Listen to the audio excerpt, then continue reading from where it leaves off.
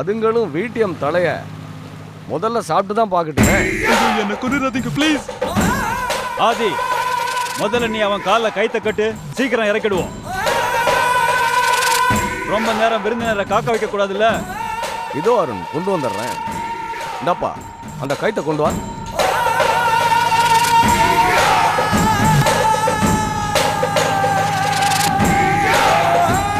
ஏய், சீக்கிரமா அவன் காலில் கைத்த கட்டுறா. என்னப்பா பண்றீங்க? ஐயோ, நீங்க நல்லாவே இருக்க மாட்டீங்க, என்ன விடுங்க. ஆதி, இவன் இப்படியே கத்திக்கிட்டு இருந்தானா? முதல்ல அவன் வாய்க்கு ஒரு பிளாஸ்டர் போட்டு சீக்கிரம் கொண்டாந்து. சொல்றத கேளுங்க. ஐயோ, அப்புறமா என்னால ஒண்ணுமே பேச முடியாதுப்பா. அதான் நீ பேசுறது இல்லைன்னு ஏற்கனவே முடிவெடுத்துட்டல்ல. ப்ளீஸ் என்ன ஒண்ணும் பண்ணாதீங்க. நான் சொல்றத புரிஞ்சுக்கங்க ப்ளீஸ். என்ன விட்டுருங்க. நான் சொல்றத புரிஞ்சுக்கங்க. ஐயோ, என்ன ஒண்ணும் பண்ணாதீங்க ப்ளீஸ். என்ன ஒண்ணும் செய்யாதீங்க. என்ன ப்ளீஸ் என்ன விட்டுருங்க. என்ன விட்டுருங்க. நான் சொல்றத கேளுங்க. கட்ட அவுத்து விடுங்க. ஐயோ ப்ளீஸ் என்ன ஒண்ணும் பண்ணாதீங்க. நான் சொல்லிடுறேன். ப்ளீஸ் என்ன விட்டுடுங்க.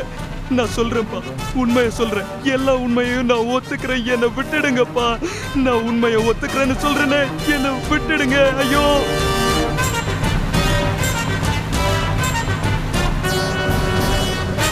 கொன்னுடாதீங்க. என்ன விட்டுடுங்க. ஐயோ, என்ன ஒண்ணும் பண்ணிடாதீங்க ப்ளீஸ். நான் எல்லா உண்மையும் சொல்லிடுறேன்னு சொன்னேன். என்ன விட்டுடுங்க. ஆதி, என்ன அருண்? அவன் கதை இனி உனக்கு தேவையில்லை. உன்னையும் என்னையும் முட்டாளாக்கிட்டான்ல. ஆமா, சீக்கிரம் அவனை தூக்கி போட்டுரு. ஓகே. ரொம்ப பேர் வெயிட் பண்றாங்க. ஐயோ, உன் பாஸ் கிட்ட நான் எல்லா உண்மையும் சொல்லிடுறேன். என்ன விட்டுட சொல்லு.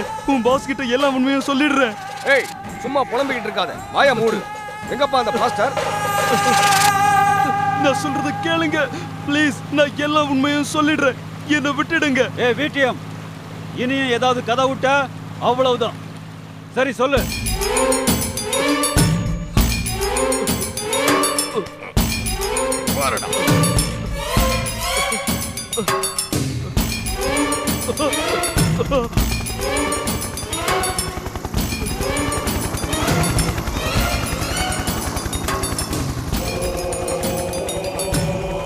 அவங்க வந்துட்டாங்கப்பா. என்ன காப்பாத்த அவங்க வந்துட்டாங்க.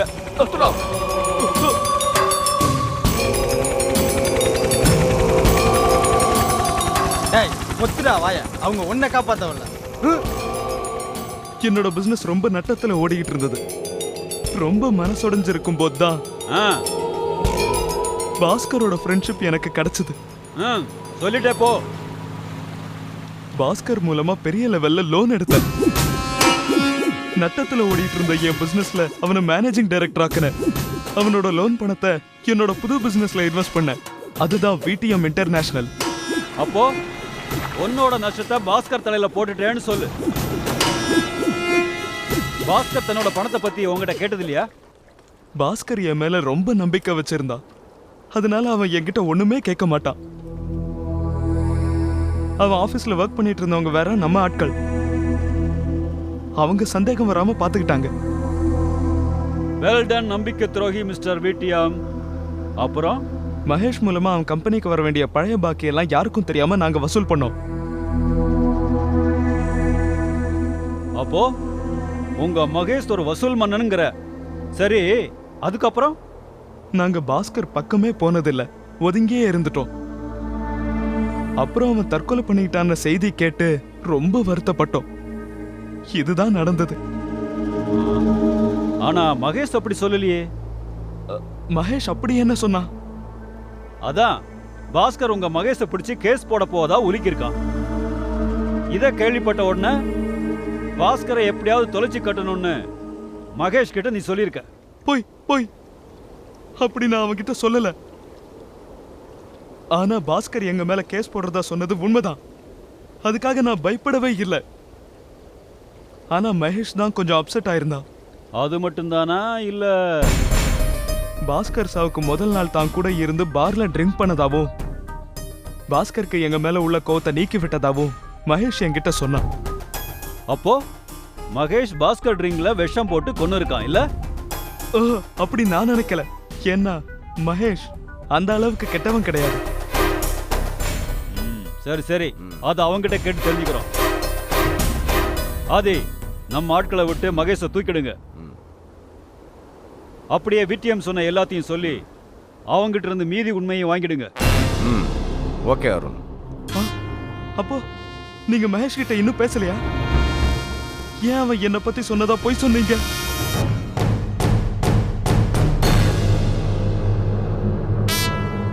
இல்லைன்னா உங்ககிட்ட இருந்து மகேஷ் பத்தின விஷயம் வெளியே வந்திருக்குமா என்ன? எனிவே தேங்க்ஸ் விட்டியம். நாம மகேஷ முதல்ல ஒரு கை பார்க்கணும், அதுக்கப்புறம் ஒன்ன வெளியே விடுறோம். See you guys.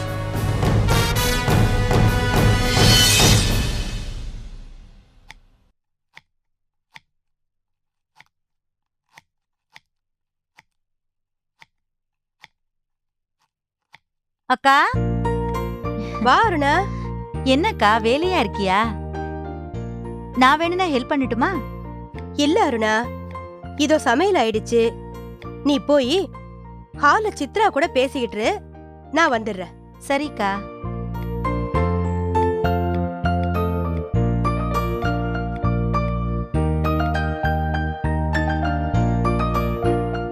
வாங்க சித்தி. என்ன சித்ரா பண்ணிக்கிட்டு இருக்க? ஒன்னும் இல்ல சித்தி, சும்மா தான் உட்காந்துட்டு இருக்கேன். சித்ரா, என்னமோ தெரியல, நான் எதை பத்தி பேசினாலும் கடைசியில அது சண்டையில தான் வந்து முடியுது. அதுதான் எனக்கு ரொம்ப வருத்தமா இருக்குமா. உங்க கூட சண்டை போடணும்னு நான் ஒன்னும் நினைக்கல. ஆனா நீங்க எதை பத்தி பேசினாலும் கொஞ்சம் யோசிச்சு பேசுனீங்கன்னா நல்லா இருக்கும்.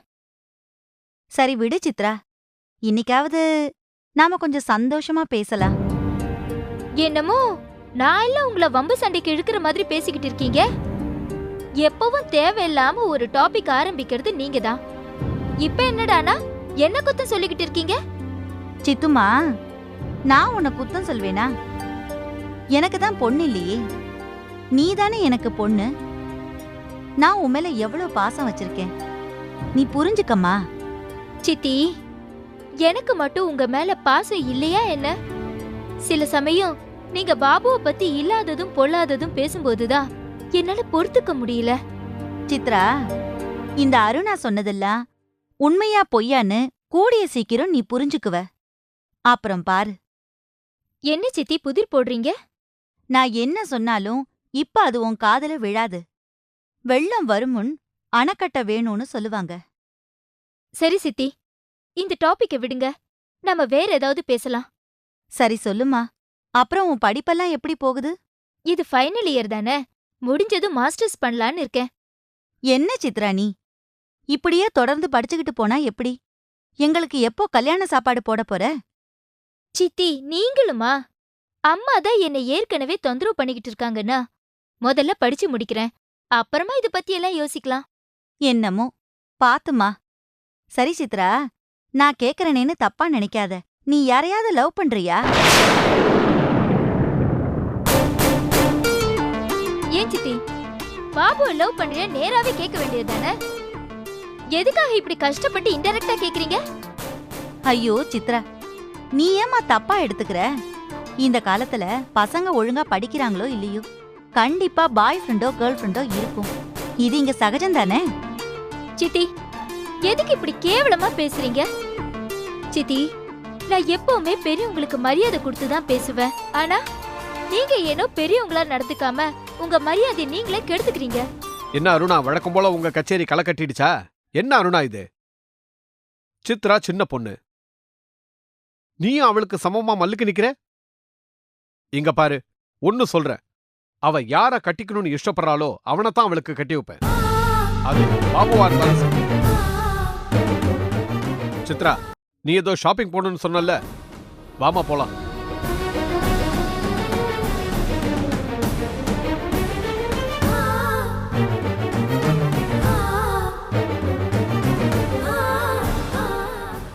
பாத்தியாடி இந்த மனுஷன் பேசின பேச்ச? அவருக்கு மூளைகளை கலங்கி போச்சோ தெரியல. எவ்வளவு அழகா சொல்லிட்டு போறாரு பாரு. ஐயோ ஐயோ, என் பெத்த வயிறு பத்தி எரியுதே. அக்கா நீ டென்ஷன் ஆகாம இருக்கா? எனக்கு இப்பதான்க்கா புரியுது. அப்போ மாமாவோட சம்மதத்தோட தான் எல்லாம் நடக்குதா? எதை பத்திடி பேசுற? இல்ல பாபுவும் சித்ராவும் இவ்வளவு துணிச்சலா உன்னையும் எதிர்த்துக்கிட்டு ஊர் சுத்துறாங்களே, அதுக்கு என்ன காரணம்னு நினைச்சேன். எல்லாம் மாமாவோட சம்மதத்தோட தான் நடக்குது போல. விடமாட்டேன், விடமாட்டேன். ஒரு நாளும் அப்படி நடக்க நான் விடமாட்டேன். அருணா, இதுக்கு ஒரு முடிவு கட்டியே ஆகணும். அக்கா பதட்டப்படாத. கூடிய சீக்கிரம் சித்ராவுக்கு ஒரு நல்ல மாப்பிளைய பார்த்து கட்டி வச்சிட்டோம்னா பிரச்சனை எல்லாம் முடிஞ்சுது. அதத்தான் நானும் சொல்ல வந்தேன். அருணா, உனக்குதான் நம்ம மேகலாவை தெரியும்ல? ஆமாக்கா. அவ ஒரு நல்ல ப்ரொபோசல கொண்டு வந்தா. பையன் பெரிய இடம், டாக்டருக்கு படிச்சிருக்கான். மேகலாவோட வீட்டுக்காரர் ஒர்க் பண்ற கம்பெனி எம்டியோட பையன். அப்படியாக்கா? நீ என்ன முடிவெடுத்திருக்க? நானும் பையனை பாத்திருக்கேன், எனக்கும் தான் பிடிச்சிருக்கு. ஆனா சித்ரா தான் எனக்கு இப்ப கல்யாணம் வேண்டான்னு ஒத்த கால்ல நிக்கிறா. நானும் எவ்வளவோ சொல்லி பாத்துட்டேன், அவ கேக்குற மாதிரி இல்ல.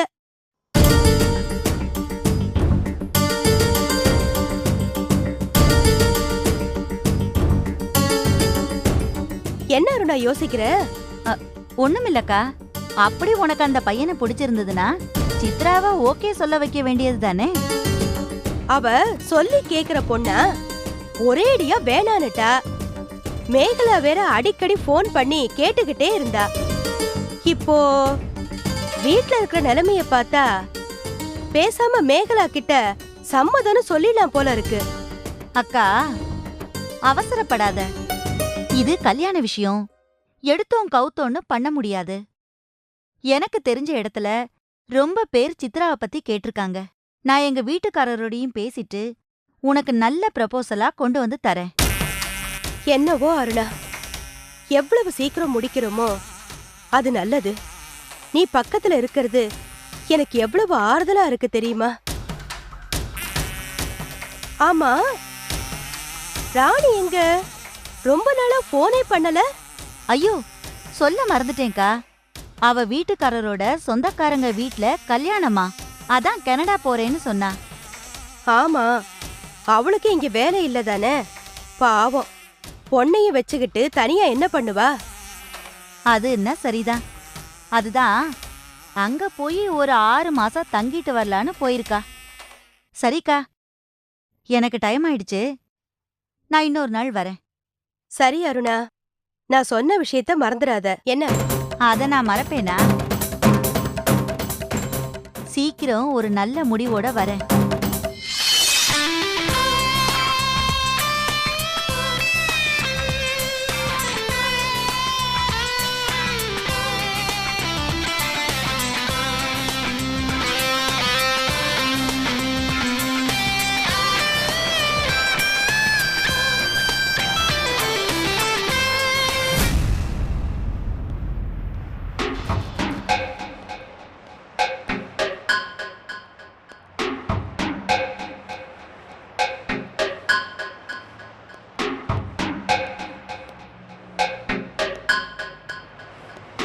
ஹாய் சித்ரா, என்ன இங்க தனியா நிக்கிற?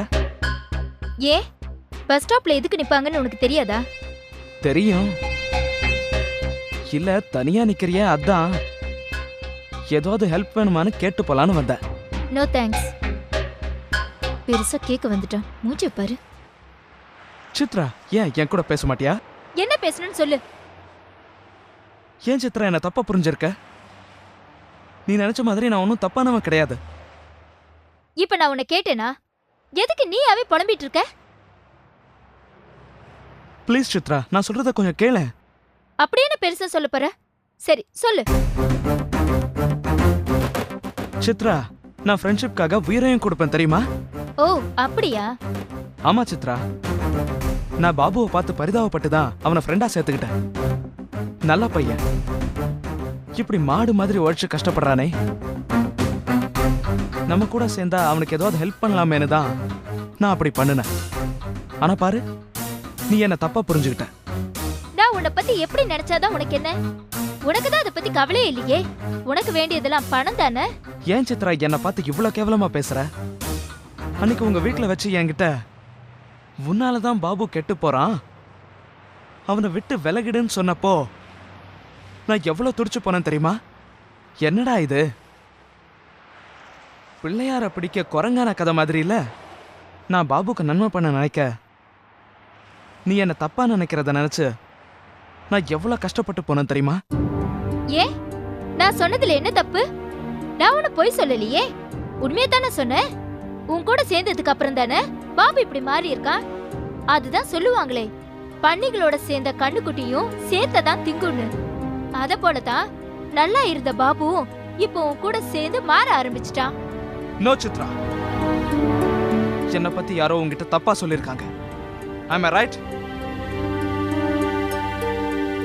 சித்ரா, எனக்கு தெரியும் அந்த வைரஸ் அங்கிள் தான் என்னை பத்தி உங்ககிட்ட ஏதோ சொல்லியிருக்கணும். அப்படியெல்லாம் ஒண்ணு இல்ல மிக்கு. பொய் சொல்லாத சித்ரா, எனக்கு நல்லாவே தெரியும். அப்பெல்லாம் பாபு வைரஸ் அங்கிள் நான் பின்னாடி சுத்திக்கிட்டோம், அவரோட வீட்டு வேலைலாம் பண்ணிக்கிட்டோம், அவர் கையை காலை பிடிச்சுக்கிட்டு அவருக்கு அடிமை போல இருந்தான். இப்போ என் கூட சேர்ந்ததுக்கு அப்புறம் அவனோட ஸ்டேட்டஸே மாறி போச்சு. அவன் எப்பவும் என் கூட இருக்கிறதுனால வைரஸ் அங்கிளுக்கு சேவகம் பண்ண முடியல. அதான் அவருக்கு என் மேல கோபம். இங்க பாரு மிக்கு, பாபு எங்க வீட்டை விட்டு போய் தெருவுல நின்னப்போ அவனுக்கு தங்க இடம் கொடுத்து சாப்பாடு போட்டு ஒரு நல்ல வேலையும் வாங்கி கொடுத்தது வைரஸ் அங்கிள் தான். முதல்ல நீ அத மனசுல வச்சுக்கோ. ஐ நோ சித்ரா, நான் இல்லைன்னு சொல்லலையே. ஆனா அவருக்கு என் மேல இன்னொரு கோபம் இருந்துச்சு, அது தெரியுமா உனக்கு? இப்ப என்ன புதுசா கதை சொல்ல போற? ஐயோ சித்ரா, ப்ளீஸ் என்ன நம்பு. நான் பாபுவை என்னோட பிசினஸ்ல பார்ட்னரா சேர்த்துக்க போறேன்னு சொன்னப்போ வைரஸ் அங்கிள் என்ன சொன்னார் தெரியுமா? என்ன சொன்னாரு? கடவுளே, இப்ப என்ன கதை விட போறானோ? சித்ரா, வைரஸ் அங்கிள் தன்னையும் எங்க பிசினஸ்ல பார்ட்னரா சேர்த்துக்க சொன்னாரு. நான் தான் இல்ல அங்கிள், இப்ப பாபுவை சேர்த்துக்கிறேன், அப்புறமா பார்க்கலாம்னு சொல்லிட்டேன். அன்னையில இருந்தே வைரஸ் அங்கிளுக்கு என்னை பார்த்தாலே ஆகாம போச்சு. இப்ப சொல்லு சித்ரா, இதுக்கு நான் என்ன பண்றது? நான் பாபுக்கு நல்லது பண்ண நினைச்சு கடைசியில எல்லார்கிட்டையும் கெட்ட பேர் வாங்கிட்டு இருக்கிறது தான் மிச்சம்.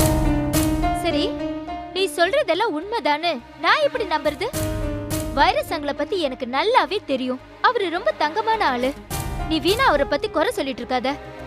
ப்ளீஸ் சித்ரா, என்ன நம்பு. நான் எந்த பாவமுமே அறியாத அப்பாவி. சித்ரா, வைரஸ் அங்கிள் நல்லவரா இருக்கலாம், ஆனா பணத்துக்கு மயங்காதவங்க இந்த உலகத்திலேயே கிடையாது. அத நீ மறந்துடாத.